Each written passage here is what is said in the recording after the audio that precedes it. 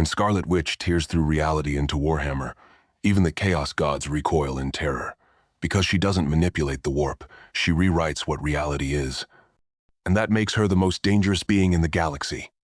The Emperor of Mankind himself offers her a deal she can't refuse, but it comes at a cost more devastating than anything Thanos or Ultron ever took from her. Will Wanda finally find her children across the fractured multiverse, or will she be condemned to an eternity without being able to ever hold them again? The Eye of Terror pulsed. For 10,000 years it had beat like a diseased heart at the edge of the galaxy, spilling madness and monsters into real space. But tonight, it convulsed differently.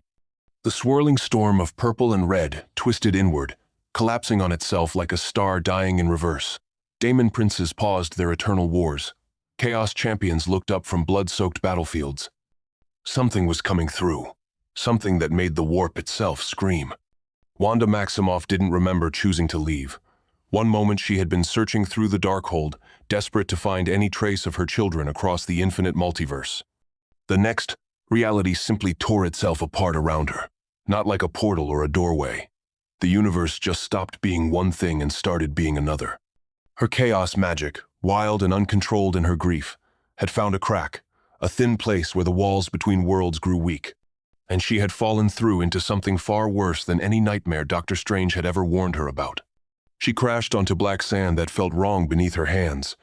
The ground was too soft, too warm, like flesh instead of stone. The sky above burned with colors that shouldn't exist, shades of crimson and violet that hurt to look at directly. The air tasted of copper and rot. Every breath filled her lungs with wrongness that made her want to vomit. Around her, twisted spires of bone and metal reached toward the screaming sky. This wasn't Earth. This wasn't even a place that followed Earth's rules about what could or couldn't be real. Wanda pushed herself to her knees, red energy crackling around her fingers as she tried to understand where she was. Her powers felt different here, stronger, louder. Like someone had taken the volume of her magic and turned it up to a level that made her skull ache.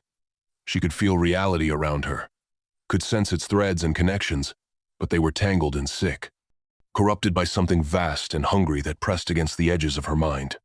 A voice spoke behind her. It sounded like 1,000 people talking at once, their words sliding over and under each other, in a language she somehow understood despite never having heard it before.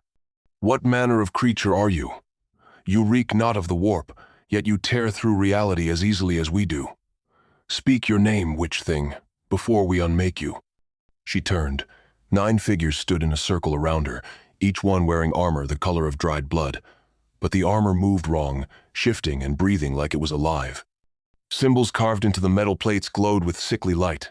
The warriors held weapons that looked like someone had taken guns and twisted them into shapes that made her eyes water. Their helmets bore horns that curved like ram's skulls, and through the eye lenses she could see nothing but empty darkness. The tallest one stepped forward. He moved with the confidence of someone who had killed so many times that death itself had become boring. "I am Sorcerer Makar of the Thousand Suns. We serve the Changer of Ways, the Great Architect, the Lord of Fortune. And you, little broken thing, have manifested on our world during the Black Crusade. That makes you either an ally or a resource to be harvested." Wanda stood, her hands glowing brighter. She had faced down Thanos. She had rewritten an entire town to bring back her family. She had hunted through universes looking for her children. She wasn't about to let some armored lunatic threaten her. "I don't know what a Black Crusade is. I don't know where I am. But if you try to hurt me, you'll regret it." Makar laughed. It was a wet, bubbling sound that made her skin crawl. Such brave words. "Let me show you what happens to those who defy the powers of chaos." He raised one gauntleted hand and the air around him began to twist. She could see the warp itself bending to his will, could feel psychic energy gathering like a storm about to break. He was preparing to unmake her at the molecular level, to scatter her atoms across the Imperium until nothing remained but screaming. Wanda didn't think. She just reacted. Her power lashed out, but not at Makar, not at his spell. She reached into reality itself and simply changed what was true. The spell he was casting had never been cast. The power he was gathering had never been gathered. The threat he posed had never existed in this moment. She rewrote the previous 5 seconds of time, editing them like a film director cutting scenes from a movie. Makar stumbled backward, his spell gone, confusion radiating from his helmeted head. Around him, his fellow sorcerers raised their weapons in alarm. They had felt what she did. They had sensed the fundamental wrongness of her power. This wasn't psychic ability. This wasn't warp manipulation. This was something that existed on a level beneath even the Chaos Gods themselves. "What are you?" Makar demanded, and for the first time his voice held fear instead of arrogance. Wanda didn't answer. She was too busy trying not to scream. The moment she had used her power, something had noticed. She could feel vast presences turning their attention toward her like spotlight beams swinging across a dark stage. 4 immense consciousnesses, each one so large and terrible that even brushing against their awareness made her mind crack at the edges. They were old, older than universes. And they were hungry in ways that had nothing to do with food or survival. The black sand beneath her feet began to shift and flow. Faces pushed up from below, mouths opening in silent screams before sinking back down. The bone spires around the battlefield started to bleed. And in the sky above, patterns formed in the clouds. Symbols that writhed and changed, that meant different things every time she looked at them, that promised knowledge and power and transformation beyond mortal comprehension. One of the presences spoke directly into her mind.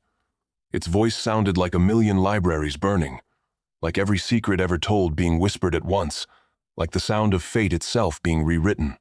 Fascinating. You do not manipulate probability. You do not bend the warp to your will. You simply decide what is real and what is not, and reality obeys. I am Tsinch, the changer of ways, the great conspirator, the architect of fate, and you, Wanda Maximoff, are the most interesting thing I have encountered in 10,000 years. Wanda clutched her head, trying to shut out the voice, but it was already inside her. She could feel Tsinch's presence worming through her thoughts, reading her memories like someone flipping through a photo album. He saw Westview. He saw her children. He saw Vision's death and her brother's death and every loss that had driven her to madness and beyond. You seek your children across the infinite branches of reality, Tsinch whispered, and his voice was almost kind, almost gentle, like a parent comforting a crying child. I can show you where they are. I can see all possible futures, all parallel timelines, all the places where Billy and Tommy still exist. Serve me, Wanda Maximoff. Use your reality warping power in my name. Help me reshape this universe into something new and beautiful. And in return, I will give you what you want most. I will reunite you with your sons. For a moment, just a heartbeat, Wanda almost said yes. The offer was everything she had been searching for, everything she had sacrificed for, everything she had become a monster to achieve. Her children were out there somewhere in the multiverse. And this thing, this god of change and scheming, could show her the way. But then she remembered. She remembered what had happened in Westview when she tried to force reality to give her what she wanted. She remembered the pain she had caused, the people she had trapped, the families she had torn apart. She remembered standing in the ruins of Kamar Taj, knowing that she had become the villain in someone else's story.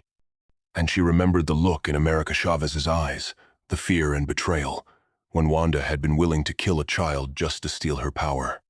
No, she said, her voice shaking but firm. I've made that deal before. I've traded everything for the chance to be with them again, and all it ever does is hurt people. All it ever does is make things worse. Tsinch's laughter rolled across the Daemon world like thunder. Oh, little witch, you think you have a choice. You think you can refuse the gifts of chaos, but you are already mine. The moment you tore through reality to reach this place, you became bound to the great game. Your power resonates with the warp itself. Every time you rewrite reality, you create ripples in the Imperium. Ripples that I can ride, ripples that will eventually drown you. The presence withdrew, but Wanda could still feel it watching, could still sense those infinite eyes studying her from just beyond the veil of reality. And she knew, with terrible certainty, that Tsinch was right. She was connected to this place now, connected to the warp. And the more she used her power, the deeper that connection would grow. Around her, the Thousand Sons sorcerers began to advance again, but they moved differently now, more cautiously, like hunters approaching a wounded animal that might still have teeth. Makar raised his hand once more, but this time he didn't gather power.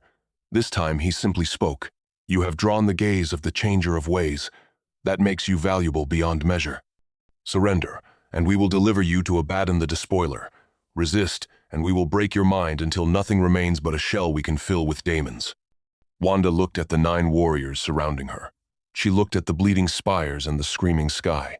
She looked at the twisted reality of this daemon world where everything was wrong and nothing made sense. And she made a choice, not because it was smart, not because it was safe, but because after everything she had done, after all the mistakes and the pain and the loss, she refused to become someone's weapon ever again. Her hands blazed with scarlet light. "Then come and try." The battle with the 1,000 Suns lasted 3 seconds, not because Wanda destroyed them, but because she made the fight never happen in the first place.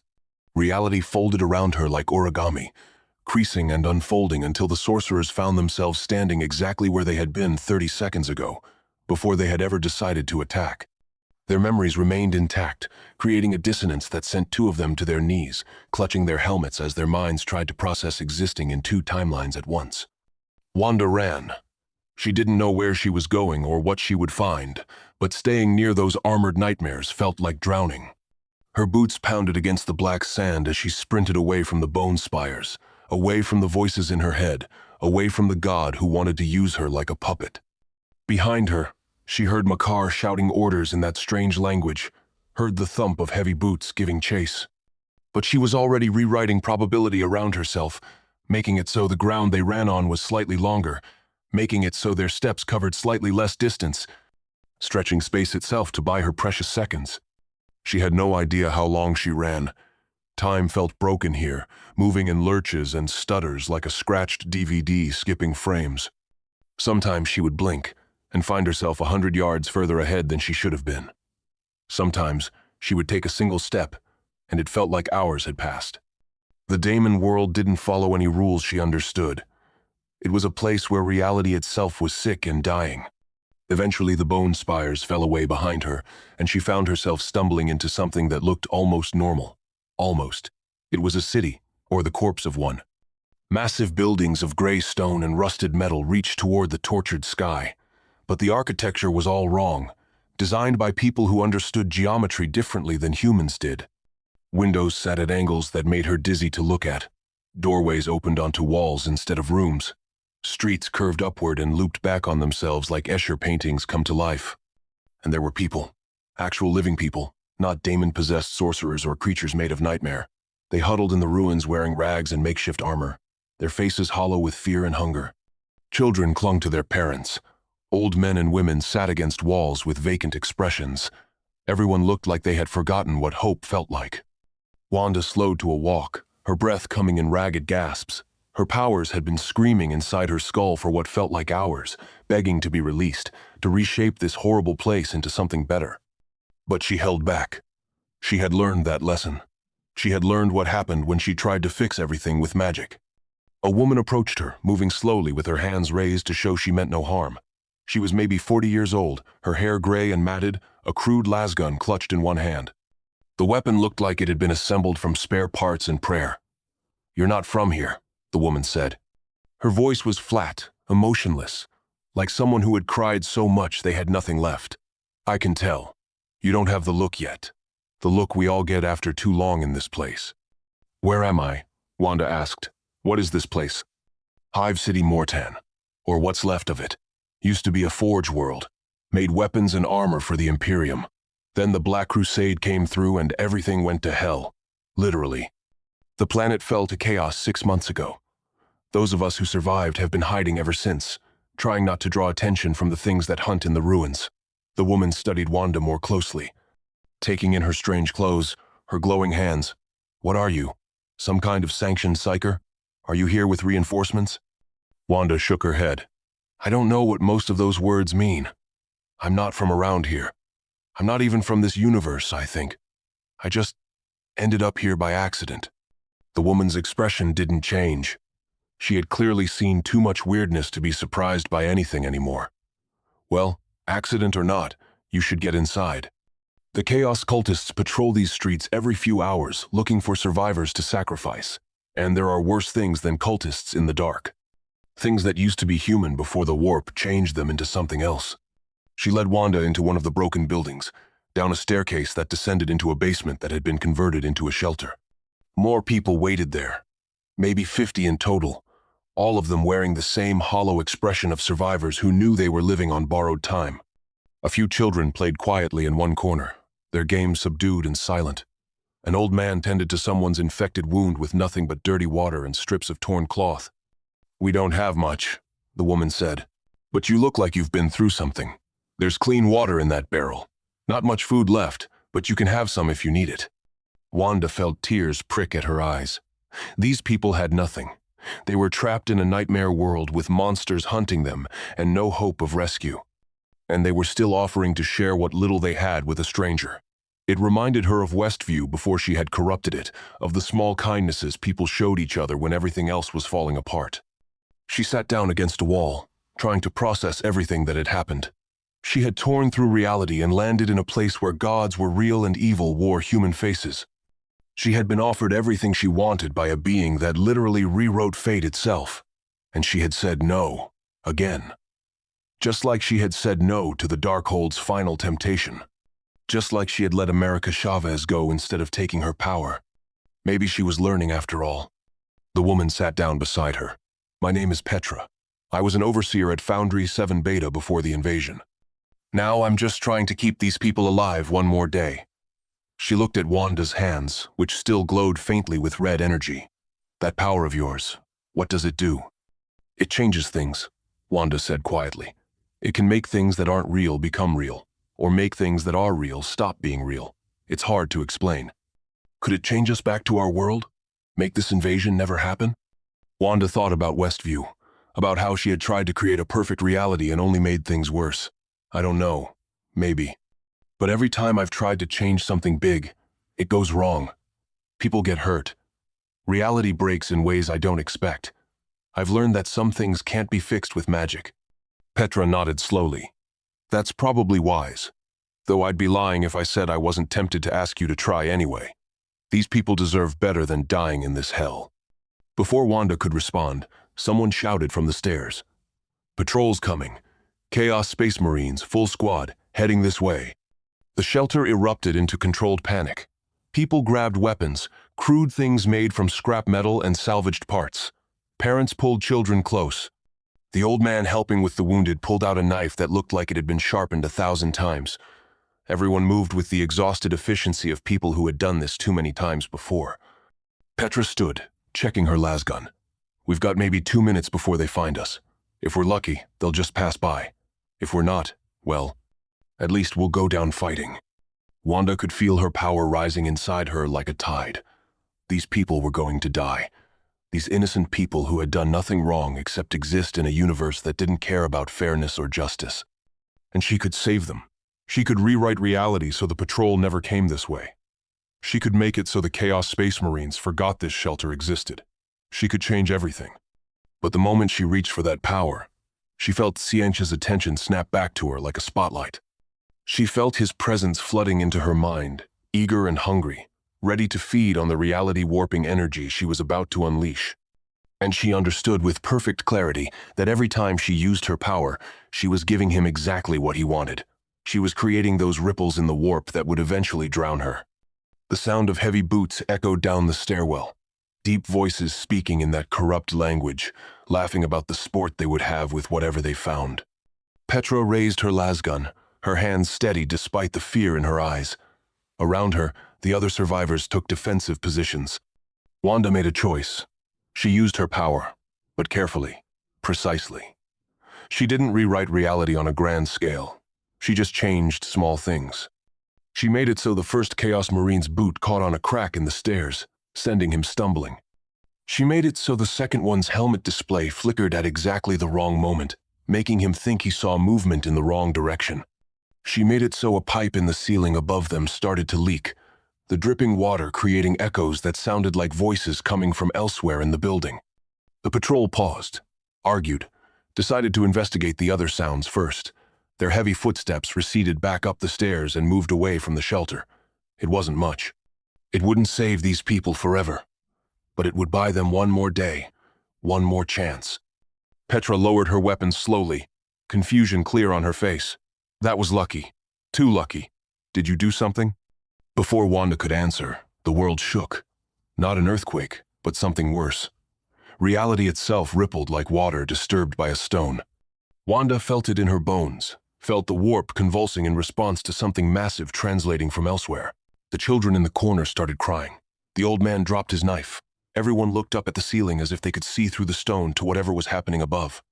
"Emperor, protect us," Petra whispered. "That's a ship. Something big just arrived in orbit." The woman was right. Wanda could feel it now, could sense the massive vessel that had just torn through reality to reach this world. But unlike the chaos energy that saturated everything here, this new presence felt different, colder, more organized, like the difference between wildfire and a laser beam. Then the Vox speakers scattered throughout the ruined city crackled to life. They were old and broken, but the voice that came through was crystal clear, amplified by technology Wanda couldn't begin to understand. It spoke in Gothic, the language of the Imperium, and though Wanda shouldn't have understood it, somehow the words translated themselves in her mind. "This is Inquisitor Covenant of the Ordo Malleus, arriving aboard the strike cruiser Eternal Vigil. All survivors of Hive City Mortan are to remain in shelter. We are detecting massive reality distortions centered on your location. An inquisitorial investigation team will arrive within the hour. Do not attempt to flee. Do not attempt to resist. Compliance will be rewarded. Resistance will be met with execution. The Emperor protects." The message repeated 3 times, then cut off. The shelter fell into complete silence. Petra looked at Wanda with something between horror and understanding. "The reality distortions. That's you, isn't it? You're what they're tracking." Wanda nodded slowly. She could feel it now, could sense the ship's sensors sweeping across the city, following the trail of her power like bloodhounds following a scent. And more than that, she could feel something else aboard that ship. A presence that reminded her uncomfortably of the Ancient One, but colder, harder, wrapped in layers of faith and certainty that felt like armor. "I should go," Wanda said, standing up. "If they're tracking me, I'm putting all of you in danger by being here." "You won't make it far," Petra replied. "Inquisitors don't make idle threats. If you run, they'll burn this entire sector looking for you. And they'll kill anyone who might have helped you escape." She studied Wanda for a long moment. "What did you do? What makes you important enough for an Inquisitor to come personally?" "1. I changed reality," Wanda said simply. "I changed it without using the warp, and apparently that makes me dangerous." The old man who had been tending wounds spoke up from his corner. His voice was rough, like he hadn't used it much in recent years. "The Inquisition serves the Emperor directly. They hunt daemons, heretics, anyone corrupted by chaos. If they think you're dangerous, they'll kill you. No trial, no mercy. Just a bolt round to the skull." He paused, coughing. "But if you convince them you're useful, they might let you live, might even put you to work. The Imperium doesn't waste resources, even ones it doesn't fully understand." Wanda thought about the Avengers, about SHIELD, about all the organizations that had tried to control her over the years. She had learned to be suspicious of people who said they wanted to help while keeping weapons pointed at her head. But she had also learned that sometimes the only way forward was through. Sometimes you had to take the risk. "I'll stay," she decided. "I'll meet with this Inquisitor. If I run, you're right. They'll hurt these people trying to find me. I won't let that happen." Petra actually smiled, though it was a sad, tired expression. "That's either very brave or very stupid. Possibly both." She handed Wanda a canteen of water. "You should drink. And rest while you can. Inquisitors like to keep people off balance during interrogations. You'll want your strength." Wanda drank, the water tasting like metal and chemicals but clean enough to swallow. Then she settled back against the wall, trying to calm her racing mind. She could feel the warp pressing against her consciousness, could feel Tsench still watching, waiting for her to use her power again. She could feel the ship in orbit, could sense its weapons powering up, ready to rain destruction if she proved to be hostile. And underneath it all, she could feel her children. Not here, not in this universe, but somewhere in the infinite branching paths of the multiverse. Billy and Tommy, existing in realities she had fractured with her desperate attempts to bring them back. They were so close and so impossibly far away at the same time. 53 minutes later, the shelter's entrance exploded inward, not with fire or violence, but simply opening as if someone had cut through the reinforced door like it was paper. Figures descended the stairs, moving with mechanical precision. They wore armor the color of polished steel, inscribed with so many holy symbols and purity seals that they looked more like walking shrines than soldiers. Each one carried a storm bolter that hummed with barely contained power. Their helmets bore the symbol of a stylized letter surrounded by skulls. And leading them was a man who wore no helmet at all. He was tall and thin, his face marked with scars and augmented with cybernetics that covered half his skull. One eye was natural, gray and cold. The other was a mechanical lens that whirred and clicked as it focused on different targets. He wore a long coat of black leather over his power armor, and at his belt hung weapons Wanda recognized and weapons she didn't. A bolt pistol, a force sword that crackled with psychic energy, something that looked like a miniature flamethrower, and other things, arcane and disturbing, that seemed to shift when she looked at them directly. His natural eye fixed on Wanda with the focus of a predator identifying prey. "Wanda Maximoff," he said, his voice flat and devoid of emotion. "Born in Sokovia, Earth, Terra designation unknown, enhanced by the Mind Stone, reality warper, responsible for the Westview anomaly, pursued America Chavez across dimensions. Destroyed Wundagore Mountain, and now, somehow, manifested in the Imperium of Man during the 41st Millennium." He tilted his head slightly. "I am Inquisitor Covenant of the Ordo Malleus. And you, Miss Maximoff, are the most interesting anomaly I have encountered in 3 decades of service." Wanda stood slowly, her hands raised but glowing with barely contained power. Around her, the shelter's survivors pressed themselves against the walls, trying to be invisible. "How do you know all that? How do you know my name?" "I am an Inquisitor," Covenant replied, as if that explained everything. "I have access to resources beyond your comprehension. When you tore through reality, you left traces, echoes. Your thoughts, your memories, your very identity bleeding through the wound you created. It took my savants approximately 37 minutes to extract and decode that information." He took a step closer. "Now, you will answer my questions truthfully, or I will have my men execute everyone in this shelter and extract the information directly from your dying brain. Understood?" Wanda felt red energy flare around her hands.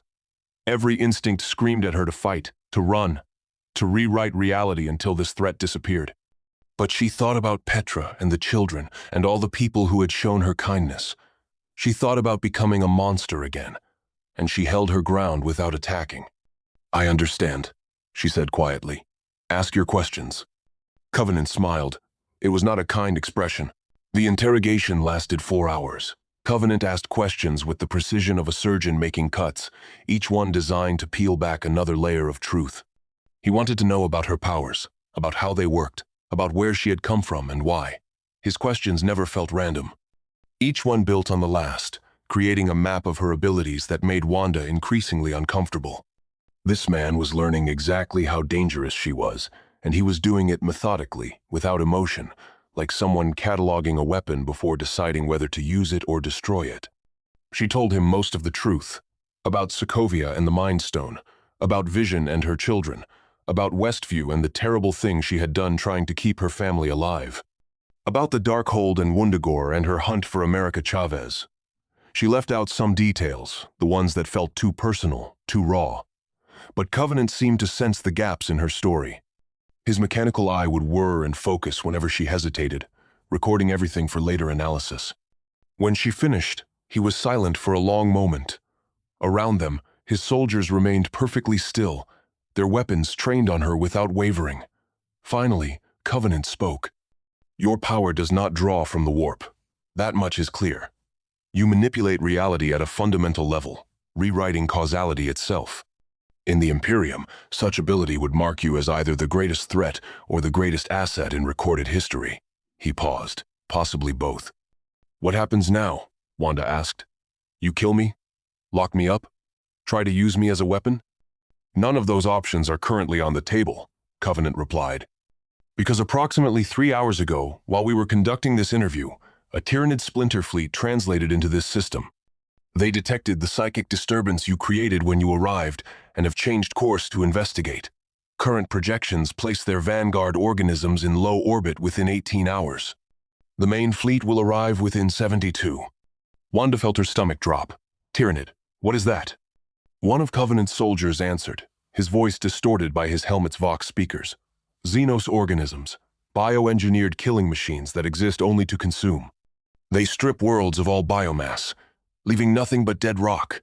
No negotiation, no mercy, only hunger.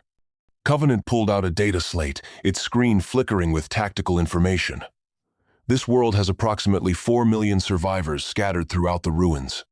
My ship can evacuate perhaps 50,000 before the Tyranids make planetfall. The remainder will be consumed unless we can mount an effective defense. However, our garrison force here consists of myself, 2 squads of inquisitorial stormtroopers, and whatever PDF remnants remain combat-capable, insufficient to repel even a minor Tyranid incursion. He looked at Wanda directly, his cold eye and mechanical eye both focused on her with equal intensity. Which brings me to you, Miss Maximoff. I have reviewed your capabilities. Your ability to alter reality could theoretically allow you to defend this world against the coming swarm. You could rewrite their biological imperatives. You could make their ships never arrive. You could save millions of lives with a thought. There's always a but, Wanda said quietly. Indeed, the but is this. Every time you use your power, you create disturbances in the warp. The Chaos Gods have already taken notice of you.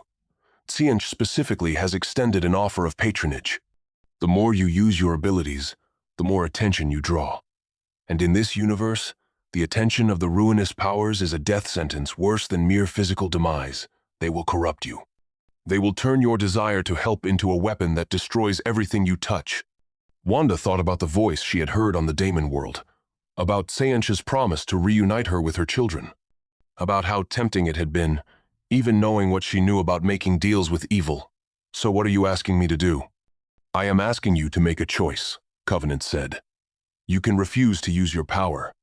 We will evacuate who we can and leave the rest to their fate. The Tyranids will consume this world, but you will remain uncorrupted. Or you can use your power to save these people, knowing that doing so will strengthen Chaos's claim on your soul. There is no third option. No clever solution that saves everyone.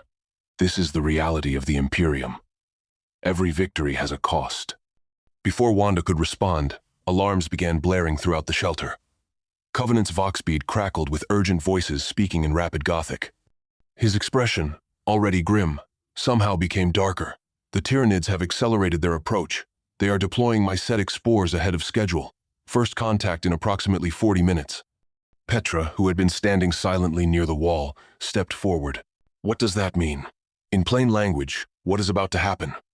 It means the Tyranids are sending their shock troops now instead of waiting for the main fleet, Covenant explained. Thousands of bioorganisms in drop pods burning through the atmosphere. They will hit population centers first, securing them as feeding grounds. This shelter will be overrun within an hour of first contact. He looked at Wanda again. Your time to decide has been significantly shortened, Miss Maximoff. Wanda closed her eyes, feeling the weight of the choice pressing down on her like a physical thing. She had spent so long trying to atone for what she had done in Westview. She had destroyed the Darkhold to prevent anyone else from being corrupted by it. She had let America Chavez go, had given up her chance to be with her children, because she finally understood that some costs were too high. And now here she was again, being asked to use her power, being told that innocent people would die if she didn't. If I do this, she said slowly, if I save these people, what happens after? Do you lock me up, execute me to prevent chaos from claiming me? I offer you a partnership, Covenant replied. You use your power under my supervision. I provide you with null field restraints that will anchor you to reality and limit chaos's influence. Together, we save lives while minimizing the risk of corruption. It is not a perfect solution. But in the Imperium, perfection is a luxury we abandoned 10,000 years ago. And if I lose control? If chaos gets to me anyway? Covenant's hand moved to his bolt pistol. Then I will execute you personally, cleanly, quickly, without hesitation. That is my promise and my duty as an Inquisitor. Wanda opened her eyes and looked around the shelter. At Petra with her hollow expression and her worn lasgun. At the children huddled in the corner who had forgotten how to laugh. At the old man who had tended wounds with nothing but dirty water. At all the people who had done nothing wrong except exist in a universe that was fundamentally broken. And she thought about Billy and Tommy. About how she would want someone to save them if they were in danger. About how maybe, just maybe, this was her chance to do something good without making it worse. I'll do it, she said. but on one condition. You evacuate as many people as you can first. Children and families get priority. I'll buy you time to get them to safety." "Acceptable," Covenant replied. He pulled a metal collar from his belt, inscribed with symbols that hurt to look at. "This is a null field restraint. It will suppress your connection to the warp while still allowing your reality manipulation to function. Wearing it will feel uncomfortable, possibly painful, but it will protect you from the worst of Chaos's corruption." Wanda took the collar and fastened it around her neck. Immediately she felt a coldness spread through her body, like ice water in her veins. Her powers felt muted, distant, like trying to reach for something through thick gloves. But they were still there, still accessible, just controlled. "Good," Covenant said. "Now we move. The highest vantage point in this sector is the remains of Administratum Tower 7. We will position you there. When the Tyranids arrive, you will do what you do best. You will change reality." They moved quickly through the ruins, Covenant soldiers forming a protective cordon around Wanda, while more inquisitorial forces began the evacuation of civilians. She saw families being herded toward landing zones where shuttles waited, saw soldiers directing traffic with brutal efficiency, saw the machinery of the Imperium operating at full capacity. It was harsh and cold, and completely devoid of gentleness, but it was saving lives. The tower was a broken spine of metal and stone reaching toward the tortured sky. They climbed for what felt like hours, ascending stairwells that groaned under their weight, crossing bridges that spanned dizzying drops. Finally, they reached the top, a platform that gave them a view of the entire ruined hive city spread out below. And beyond the city, Wanda could see them coming. The sky was darkening with thousands of shapes falling through the atmosphere, trailing fire and leaving contrails of smoke. The mycetic spores. Each one held dozens of Tyranid organisms, bioengineered killers designed for one purpose only, to consume and multiply. She could see them with her enhanced vision, could make out the details of their grotesque forms even at this distance. They had too many limbs and too many teeth, and they moved with a fluid grace that made her skin crawl. "Emperor's mercy," one of Covenant's soldiers whispered. "There are so many." "Current count places the first wave at approximately 40,000 organisms," Covenant said, his voice still emotionless despite the horror unfolding before them. "Follow-up waves will continue for the next 6 hours. Total biomass estimates reach into the millions." He looked at Wanda. "Are you prepared?" End quote. Wanda felt her power stirring inside her, felt the null field collar suppressing it but not eliminating it. She thought about Westview one more time, about the people she had trapped, about the pain she had caused, and she made a promise to herself. This time would be different. This time she would be careful. This time she would only change what needed to be changed and nothing more. "I'm ready," she said. The first spores hit the ground like meteors, crashing into buildings and streets and open plazas. They split open with wet tearing sounds, spilling their cargo of alien horrors into the ruins. Wanda watched as hundreds of creatures emerged, each one the size of a large dog but moving with the coordination of a hive mind. They began spreading out immediately, searching for prey, following scent trails and thermal signatures toward the nearest concentrations of human life. Wanda reached out with her power. It felt harder here, more resistant, like trying to push through thick mud.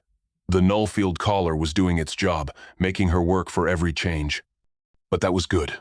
That meant she couldn't go too far. Couldn't accidentally reshape the entire world in a moment of panic. She focused on the first wave of creatures and simply changed their purpose. She didn't destroy them. She didn't unmake them. She just rewrote one simple fact about their existence. They were no longer hungry. Their biological imperative to consume shifted sideways, becoming a biological imperative to rest. Thousands of Tyranid organisms stopped mid-stride, their alien minds confused by the sudden absence of the drive that had defined their entire existence. But the hive mind noticed immediately. Wanda felt it, felt the vast alien intelligence behind the swarm react to her interference. It didn't understand what she was doing. It couldn't comprehend reality manipulation because the Tyranids were creatures of pure biology and instinct, but it understood that something was wrong. Something was attacking its children in a way that claws and teeth and bioweapons couldn't counter. The second wave of spores fell faster than the first, and this time, the organisms that emerged were different. They had been adapted mid-flight, their genetic code rewritten by the hive mind's response to her power. These creatures didn't rely on hunger. They simply killed. It was hardwired into their nervous systems at a level deeper than instinct. They were living weapons with no other purpose. Wanda tried again, this time making it so their weapons never functioned properly. Talons that should have been sharp were dull. Acid that should have dissolved flesh was inert. Carapace armor that should have turned bullets was brittle.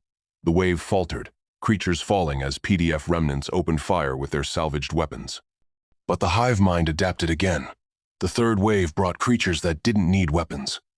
They simply threw themselves at their targets, using their own bodies as projectiles, exploding on impact in showers of acid, blood, and bone shrapnel. And mixed in with them were larger organisms, warrior-class beasts that stood 8 feet tall and wielded biocannons grown from their own flesh. Wanda felt sweat running down her face despite the cold from the null-field collar. Each change she made required concentration and effort, and each change drew more attention from the warp. She could feel Tzeentch's presence growing stronger, could feel his delight at watching her use her power, could feel the other Chaos Gods turning their attention toward her as well. Nurgle, offering to end her pain if she would just stop fighting. Khorne, promising her the strength to simply destroy all the Tyranids if she would embrace violence. Slaanesh, whispering that she could reshape this entire world into a paradise if she just stopped holding back. "The evacuation is 40% complete," Covenant reported, his voice cutting through her concentration. "We need more time." Wanda gritted her teeth and reached deeper. She made the next wave of spores miss their targets, redirecting them to crash into empty sectors of the city. She made the creatures that did land find themselves turned around, lost, running in circles. She made the larger organisms forget how to operate their bioweapons. Small changes, careful changes. Nothing too big. But then the hive mind tried something new. It sent organisms specifically designed to attack her psychologically. They took forms pulled from her memories, from her worst nightmares. Some wore Vision's face twisted into expressions of agony. Some moved with Pietro's speed but with bodies made of chittering insects. Some screamed with her children's voices, crying for their mother while mandibles clicked behind stolen lips. Wanda felt something break inside her. Not her mind, not her will, but her control. The null field collar sparked and flickered as her power surged in response to the psychological assault. Reality around her began to warp without her conscious direction. The tower she stood on started changing, becoming the house in Westview, becoming Kamar Taj, becoming Sokovia moments before it fell. The sky flickered between the tortured colors of the Daemon world and the clear blue she remembered from childhood. "Maximoff," Covenant's voice was sharp. "Control yourself. If you lose focus now, you'll create a warp rift that will doom this entire world." But Wanda couldn't focus. She could only see the monsters wearing her family's faces, could only hear her children crying for help that she couldn't give. Her power lashed out in waves, rewriting reality in concentric circles around the tower. Tyranid organisms simply ceased to exist. Buildings returned to their undamaged state. The ground itself became smooth and clean, as if war had never touched it. And in the warp, all 4 Chaos Gods leaned forward, eager, hungry, ready to claim her the moment she fell. Then she felt something else, a different presence, vast and golden and ancient beyond measure. It felt like the sun breaking through storm clouds, like a lighthouse beam cutting through fog. It felt like the weight of 10,000 years of suffering and duty and sacrifice, all compressed into a single moment of focused will. The Emperor of Mankind had noticed her, and he was calling. The transition happened without warning and without movement. One moment, Wanda stood atop the ruined tower, watching reality unravel around her. The next, she stood in a chamber so vast that its walls disappeared into shadow beyond the reach of sight. The air here felt different, heavy with age and power and the weight of countless prayers spoken over millennia. Golden light emanated from somewhere ahead, not harsh or blinding, but steady and eternal, like a star that had burned for so long it had forgotten how to flicker. She walked forward because there was nothing else to do. Her footsteps echoed against floors made of materials she didn't recognize, substances that looked like marble but felt warmer, almost alive beneath her boots. As she moved deeper into the chamber, the details resolved around her. Massive columns rose toward a ceiling lost in darkness, each one carved with scenes of battles and triumphs and sacrifices. Statues lined the walls, warriors in ancient armor with faces worn smooth by time. And everywhere, there were candles. Millions of them, billions perhaps. Their flames dancing in air that should have been still. At the center of the chamber, seated upon a throne of gold and machinery, was the Emperor. Wanda had expected something terrifying, something alien and incomprehensible like the Chaos Gods who had whispered in her mind. But what she saw instead was tragedy. The figure on the throne had once been a man, she could tell, tall and broad-shouldered with features that suggested nobility and strength. But now he was a withered thing, his flesh barely clinging to bones, his body pierced through with thousands of cables and tubes and devices that hummed with barely contained energy. The golden throne, she realized, wasn't a seat of power. It was life support, a prison and a sanctuary both. Yet despite the ruin of his physical form, despite the obvious agony he must have endured for longer than she could imagine, his presence filled the chamber with a force that made her knees weak. She could feel his consciousness like a pressure against her mind, vast and ancient, and focused entirely upon her with the attention of a being who had guided humanity through 10,000 years of darkness. Wanda Maximoff. The voice didn't come from the withered lips. It resonated directly in her mind, gentle but absolutely certain. You stand at the precipice. Behind you lies the path of corruption, the promises of chaos that would remake you into their champion. Before you lies something far more difficult, the path of purpose without certainty, of sacrifice without glory, of choices that offer no comfort. Wanda found her voice, though it came out smaller than she intended. Where am I? How did I get here? I was fighting the Tyranids, and then everything just changed. You are upon Terra within the Imperial Palace in the Sanctum Imperialis, though not in body. Your physical form remains on that dying world, held in stasis by Inquisitor Covenant's null field technology. I have brought your consciousness here through means that would take centuries to explain. Time moves differently in this space. We have as long as we require. The people, Wanda said urgently. The evacuation, are they safe? The Tyranids have been repelled temporarily. Your power, even uncontrolled, created enough disruption to scatter the first waves. But more will come, they always do. The question before us now is what happens next, what you become, what role you will play in the endless war that defines this universe. Wanda moved closer to the throne, close enough to see the intricate machinery that kept the Emperor alive, close enough to feel the psychic energy radiating from his form like heat from a furnace. Tsiench said I fracture reality every time I use my power, that I create branches and splinter timelines. Is that true? Yes. The Emperor's presence grew more focused, and suddenly Wanda could see what he saw. She watched as her own history played out before her like a film on fast forward. Every time she had used her power significantly, reality split. When she created the hex around Westview, she didn't just reshape one timeline. She created dozens of parallel worlds where the hex never existed, where different choices were made, where other outcomes occurred. When she destroyed Wundagore, she fractured reality again, creating branches where the Darkhold survived, where she succeeded in taking America's power, where countless variations played out across infinite possibilities. And in each branch, people lived and died according to the new rules she had written.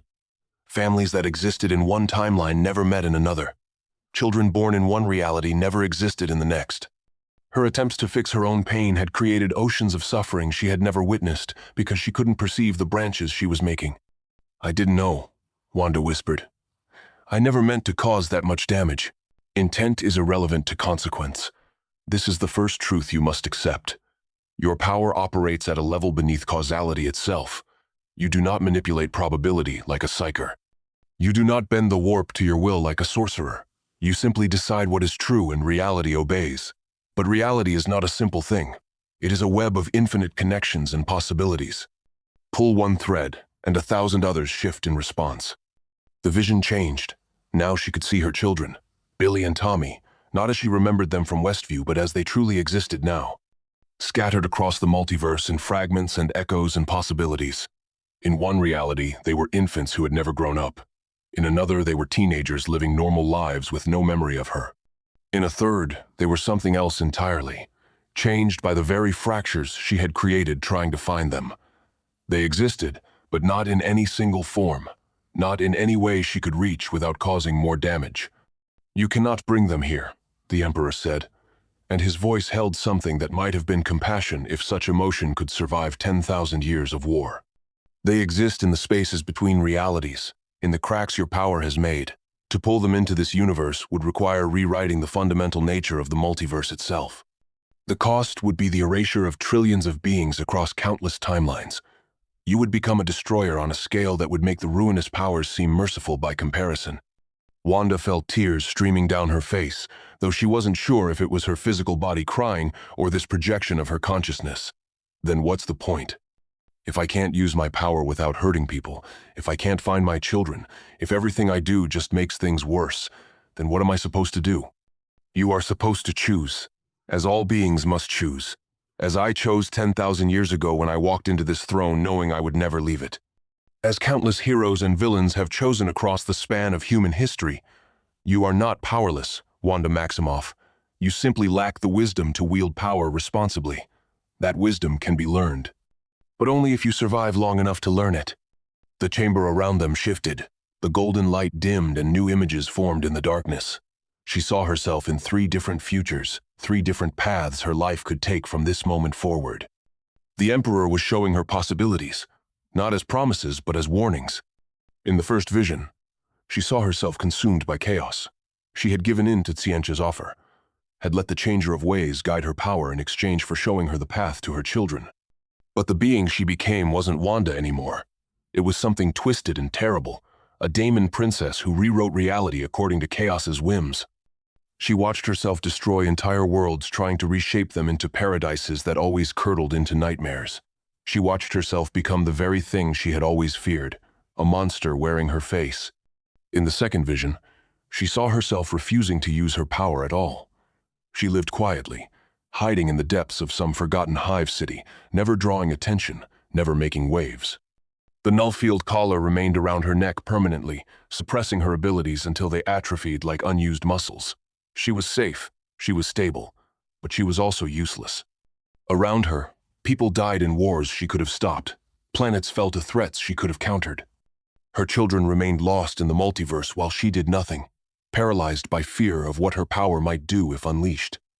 In the third vision, she saw herself as something new, not a hero in the way she had been an Avenger, not a villain like she had been at Wundagore, but a tool wielded with precision and purpose.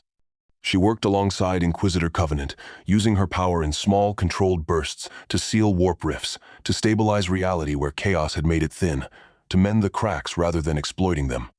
It wasn't glamorous, it wasn't satisfying, but it saved lives without fracturing timelines.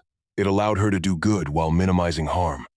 And over time, slowly, carefully, she learned to control her power better, learned to see the branches before she created them, learned to be the person she had always wanted to be, but had never quite managed. But in this third vision, she also saw the cost. She would never find her children, not really. She would know they existed somewhere, would occasionally catch glimpses of them through the multiversal barriers, would hear their laughter echoing from realities she could perceive but never touch. She would spend the rest of her existence protecting a universe that would never thank her, never understand what she had sacrificed, never even know her name outside of classified inquisitorial reports. She would save billions and be forgotten by history. These are your paths, the Emperor said. Corruption, abdication, or service. There are no others available to you. This universe does not offer the luxury of perfect solutions or happy endings. It offers only survival and the choices we make in pursuit of it. Wanda thought about everything she had lost. Her brother, her parents, Vision, her children, her dignity and her innocence, and her belief that the world could be fair if she just tried hard enough to make it so. She thought about Westview and how her grief had imprisoned an entire town. She thought about America Chavez and how close she had come to murdering a child to get what she wanted. She thought about the Darkhold and how easily she had convinced herself that using it was justified. And she thought about Petra in the shelter, offering water to a stranger despite having almost nothing. She thought about the children who had forgotten how to laugh but still played quietly in corners. She thought about Inquisitor Covenant, cold and harsh but honest about the costs and the choices. She thought about this entire broken universe where hope had become a luxury most people couldn't afford. "If I choose to serve," she said slowly, "if I let you guide my power and teach me control, what guarantee do I have that I won't just become another weapon? Another tool used by people who don't care about the lives they're destroying?" "You have no guarantees," the Emperor replied. "You have only my word. And my word is this: I have spent 10,000 years preserving humanity not because I love what we have become, but because I remember what we could be. The Imperium is cruel because it must be to survive. But cruelty is not my goal. It is my compromise. Every soul saved from chaos is a victory. Every world that endures another day is a triumph. You would help me achieve those victories.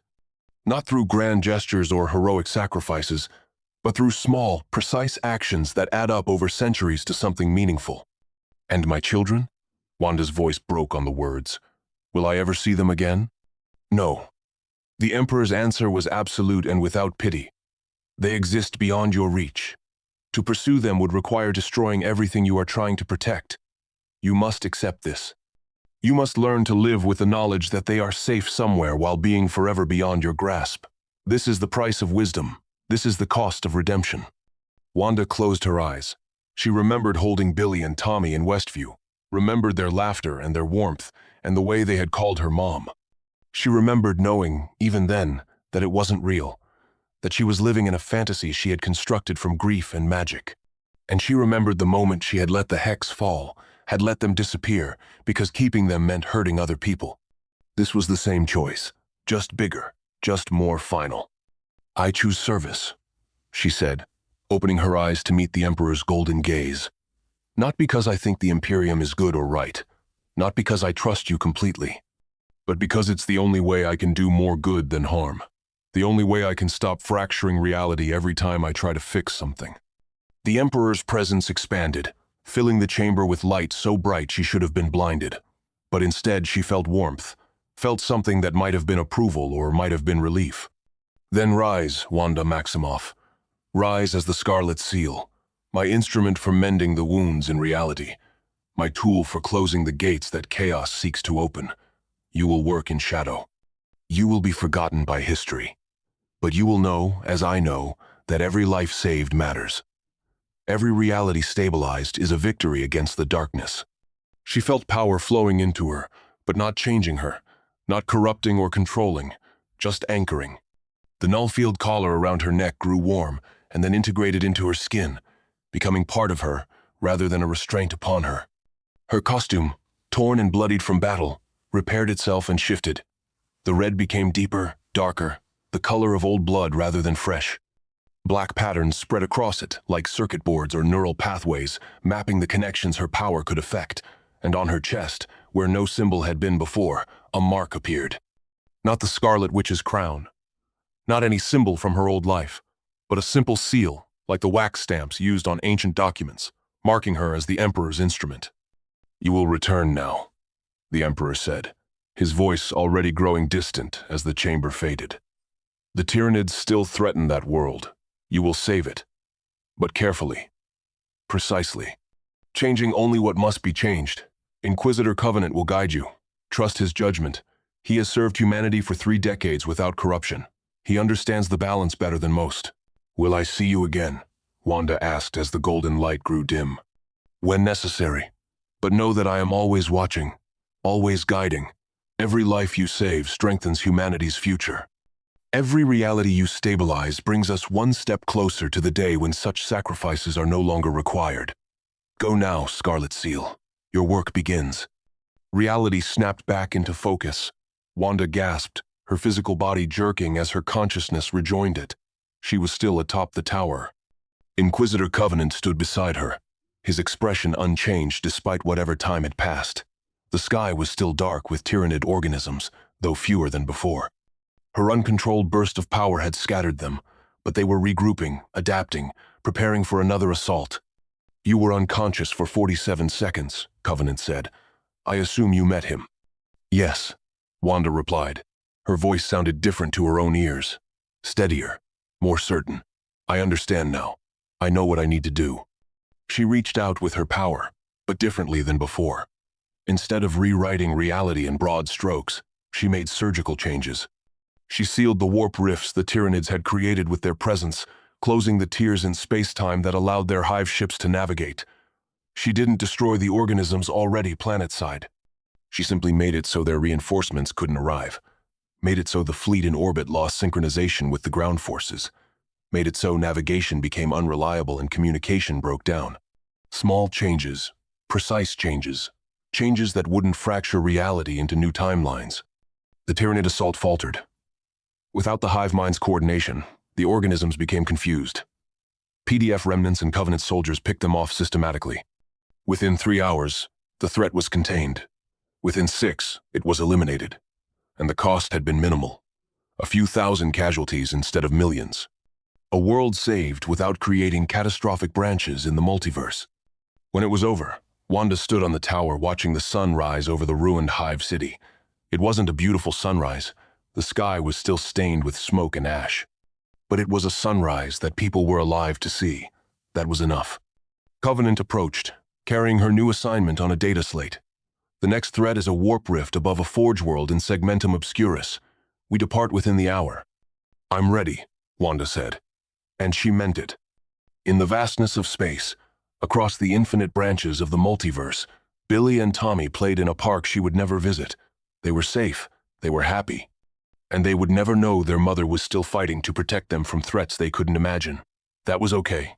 That was the choice she had made. In the grim darkness of the far future, where there was only war, even miracles were a curse. And Wanda Maximoff, who once could have anything she wanted, now protected the universe by accepting she could have nothing at all. The Scarlet Seal had begun her work. And in the shadows between stars, the Chaos Gods watched and waited, patient as only immortal things could be, knowing that eventually, inevitably, all tools break under sufficient pressure. But that was a problem for tomorrow. Today, people lived who would have died, and that was enough.